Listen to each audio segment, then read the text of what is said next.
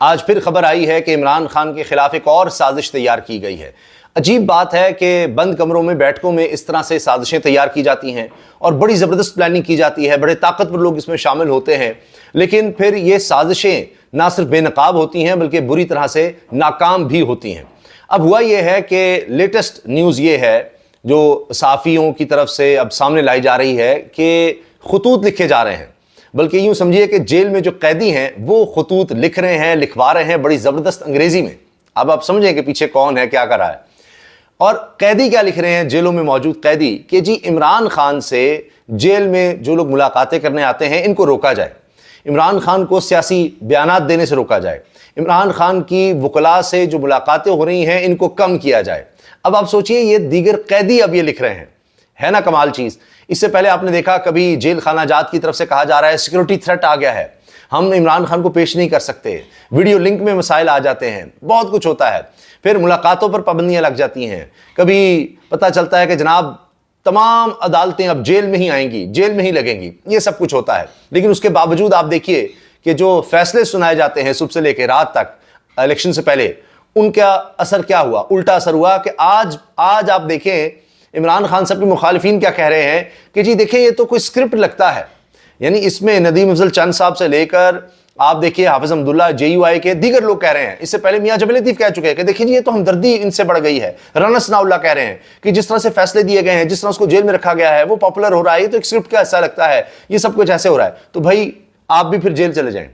آپ بھی یہ کام کر دیں، آپ بھی اپنی پارٹی توڑوا لیں، لوگوں کو گرفتار کروا لیں اگر یہ اسکرپٹ کا حصہ ہے اور عمران خان کو پاپولر کرنے کے لیے ہو رہا ہے۔ مسئلہ یہ ہے کہ عمران خان کی پاپولیرٹی کنٹرول نہیں ہو رہی، اب کسی طرح سے بیانات نہ آ جائے، اس کی ایک تصویر سے یہ کچھ ہو جاتا ہے، اتنی تھرتھلی مچ جاتی ہے کہ اب تک وہی ڈسکس ہو رہی ہے، لوگوں نے اپنے DPs پر تصویر لگا لی ہے اور ہر طرف وہی ڈسکس ہو رہا ہے، ابھی تک اس تصویر کے سیر سے نہیں باہر آیا جا رہا، تو باقی کیا ہوگا؟ اب جناب جو مخالفین ہیں عمران خان صاحب کے ان کی خبر سنیے، وہ تو خود خبر بن گئے ہیں۔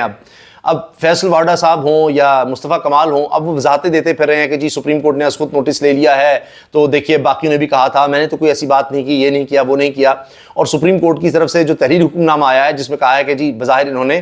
توہین عدالت کی ہے، ان کے خلاف کیوں نہ کارروائی کی جائے، ساتھ میڈیا کو بھی کہہ دیا گیا ہے کہ جی بار بار آپ نشر کر رہے ہیں، کس نے کہا نشر کرنے کا، کیوں نشر کی جا رہی ہیں اس طرح کی چیزیں جو توہین عدالت کے زمرے میں آتی ہیں، اگر ان کو روکا نہ گیا تو پھر میڈیا کے خلاف بھی کارروائی ہوگی۔ اب یہ وقت بھی آنا تھا، سب جانتے ہیں کہ میڈیا میں لوگ کیسے آتے ہیں، کس طرح بٹھائے جاتے ہیں، کس طرح بیانات دیے جاتے ہیں اور کہا جاتا ہے کہ آپ نے ان کو دکھانا ہے، پھر یہ لوگ آ کر، یعنی جب یہ از خود نوٹس ہو گیا اس کے بعد آ کر خود ٹیلی ویژن پر آ کر وضاحتیں بھی دے رہے ہیں، باتیں بھی کر رہے ہیں کہ جی یہ ہوا وہ ہوا، ان کو موقع دیا جا رہا ہے، ایئر ٹائم دیا جا رہا ہے، کوئی دیکھے نہ دیکھے، ظاہر ہے ان پریس کانفرنسز کو دکھانا بنتا ہے۔ اب یہ تو معاملہ ایک طرف رہ گیا کہ وضاحتیں اور یہ چل رہی ہیں، الٹا اب یہ بات کی جا رہی ہے کہ یہ سارا کچھ اس لیے کیا گیا قاضی فیصل صاحب کی طرف سے، یہ صحافی بات کر رہے ہیں، سینئر صحافی بات کر رہے ہیں کہ جی قاضی فیصل صاحب نے اس لیے از خود نوٹس لے لیا کہ کہیں اطہر من اللہ صاحب میدان میں نہ آ جائیں، کہیں بابر ستار نہ آ جائیں، یعنی اسلام آباد ہائی کورٹ نہ نوٹس لے لے، کوئی اور جج نوٹس نہ لے لے، پھر معاملہ زیادہ خراب ہو جائے گا، تو اس لیے پھر معاملہ زیادہ خراب ہوتا تو بقول نجم سٹی کے کہ پھر اسٹیبلشمنٹ نے اپنے اور طاقتور لوگ میدان میں اتارنے تھے اور معاملہ گڑبڑ ہو جانا تھا، لہٰذا اس چیز کو اب اس طرح سے کنٹرول کیا گیا ہے، یعنی اب اس کو دبانے کی کوشش کی جا رہی ہے۔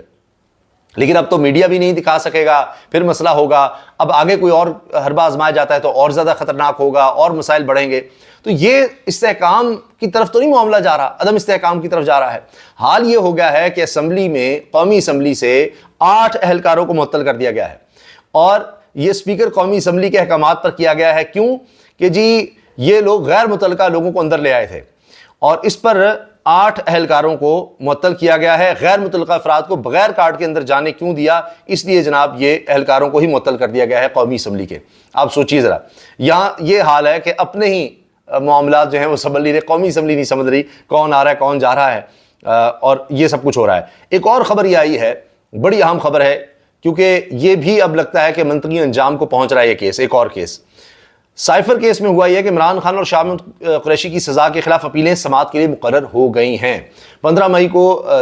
چیف جسٹس عامر فاروق صاحب کی جو عدالت ہے اس کی کاز لسٹ ہی ساری ختم ہو گئی تھی، یعنی جتنے بھی کیسز تھے وہ ختم کے آگے لگیں گے، اب دوبارہ جناب سماعت کے لیے سائفر کیس مقرر ہو گیا ہے۔ پچھلی سماعتوں میں جو حال ہوا ہے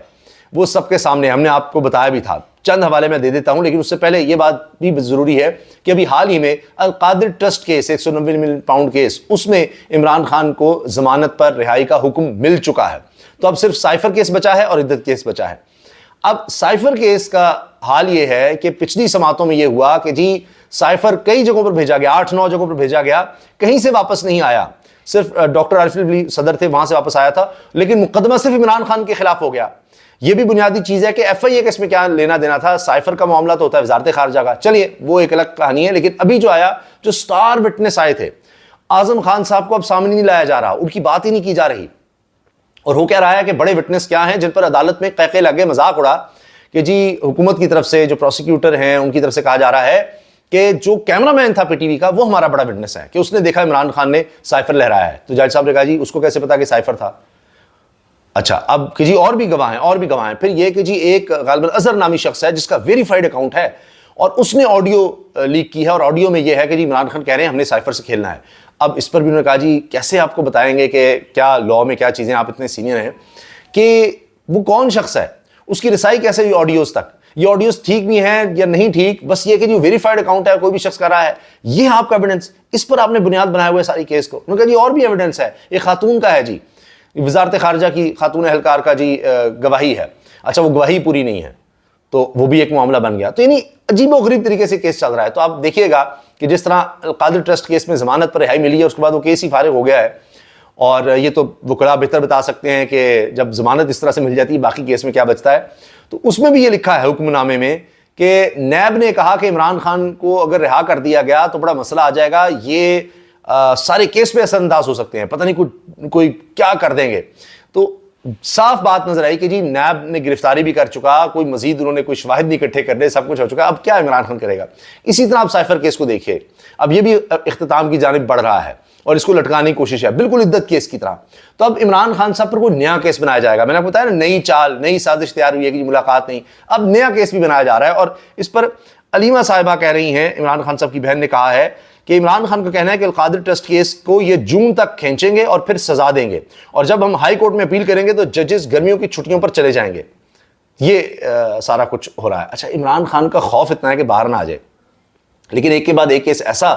فارغ ہو رہا ہے کہ نیا کیس بناتے ہوئے بھی اب سمجھ نہیں آ رہی کہ کیا کریں, کس طرح سے نیا کیس بنائیں, اور وہ ان سے بھی زیادہ تیزی سے فارغ ہوگا. اور دوسری طرف جو مخالفین ہیں وہ کہہ رہے ہیں جی عمران خان کو جیل میں رکھ کر آپ اتنا پاپولر کر رہے ہیں, یہ تو اسکرپٹ کا ایسا ہے, تو اسکرپٹ کا ایسا ہے. بھائی باہر آپ نکال نہیں سکتے, اندر رکھ رہے ہیں تو تب مسئلہ ہے, کیسز بنا رہے ہیں تب مسئلہ ہے, کسی بھی طرح خوش نہیں ہے. اصل میں بس اب یہ ہے کہ جب بنیاد ہی غلط ہوگی تو حالات پھر اسی طرح سے ہوں گے. اس کے ساتھ جناب ایک اور خبر جو بہت بڑی خبر اس وقت سب ڈسکس ہو رہی ہے کہ جی اب چیف جسٹس اس وقت کون ہے. اس وقت چیف جسٹس ہیں جی جسٹس منیب اختر صاحب. قاضی فائزہ صاحب کی جگہ اب جسٹس منیب اختر صاحب نے قائم مقام چیف جسٹس آف پاکستان کا حلف اٹھا لیا ہے, اور اس کی وجہ یہ ہے کہ جی قاضی فائزہ صاحب بھی 25 مئی تک اویلیبل نہیں ہیں, چھٹیوں پر ہیں, اور ان کے بعد جو سینئر موسٹ جج ہیں جسٹس منصور علی شاہ صاحب وہ بھی نہیں ہیں. تو اب منیب اختر صاحب آ گئے ہیں جی بطور چیف جسٹس, اور منیب اختر صاحب کی سوچ بالکل دوسرے زاویے پر ہے, ہر سطح پر مختلف نظر آتی ہے جسٹس قاضی فائز عیسیٰ صاحب سے, اور یہ مستقبل میں چیف جسٹس بننے والے ہیں. ابھی 2/3 اکثریت کے ساتھ جو کوشش کی جا رہی تھی, جو بات ہو رہی تھی کہ جی اکثریت لے کر آئینی ترمیم لا کر قاضی فائزہ صاحب کو ایکسٹینشن دی جائے, وہ سارا پلان تو ختم ہو گیا کیونکہ سپریم کورٹ کا حکم آ گیا, وہ مخصوص نشستیں ہی فارغ ہو گئی جن کو ملی تھی. تو اب اس کے بعد مشکل ہو جائے گا کہ جسٹس منیب اختر صاحب کا راستہ روکا جائے. ویسے تو دیکھا گیا بابر ستار کے خلاف جس طرح سے لائے گئے دوہری شریعت, اگر وہ بن جاتی بات تو پھر شاید اور کھیلا جاتا, لیکن اب مشکل لگ رہا ہے کیونکہ اس سے پہلے تو یہ لگا کہ جسٹس مظاہر علی اکبر نقوی ان کو استعفیٰ دینا پڑا, یا جسٹس اعجاز الحسن جو چیف جسٹس بننے والے تھے ان کو استعفیٰ دینا پڑا, تو پھر لگا کہ ہاں یہ کام چل جائیں گے, ٹیکٹکس چل جائیں گے. لیکن ججز کے خط نے سارا کچھ بالکل بدل کے رکھ دیا ہے, اور اب آؤٹ آف کورٹ سیٹلمنٹ کی بات ہو رہی ہے. رانسنا وغیرہ جی باہری معاملات کسی طرح طے کر لیں, یعنی یہ اپنی شکست کو تسلیم کر رہے ہیں, یہاں تک بات پہنچ چکی ہے. اس کے ساتھ جناب حکومت کے لیے مشکلات بڑھ رہی ہیں. اسلام آباد سے خبر آ رہی ہے کہ اب طلبہ بڑی تعداد میں نکل آئے ہیں اسلام آباد میں. اسلامی جمعیت طلبہ نے مظاہرہ شروع کر دیا ہے, کرغزستان کے سفارت خانے کے باہر احتجاج کر رہے ہیں. طلبہ کی جانب سے وزیر اعظم کے خلاف بھی نعرے بازی ہو رہی ہے. اسلامی جمعیت طلبہ پنجاب کے ناظم مظاہرے میں شریک ہیں. کرغزستان میں پھنسے طلبہ کے لواحقین بھی مظاہرے میں شریک ہیں. اب مظاہرین اتنے زیادہ ہیں, طلبہ و طالبات کے والدین بھی آ گئے ہیں, کیونکہ بہت ہی خوفناک صورتحال بن چکی ہے. وہاں سے جو ویڈیوز آ رہی ہیں اس پر اب پاکستان کی طرف سے احتجاج کیا جا رہا ہے. پاکستانی حکومت نے ایک دفعہ پھر بڑی نااہلی کا ثبوت دیا اور اس طرح سے ریئیکٹ نہیں کیا شروع میں.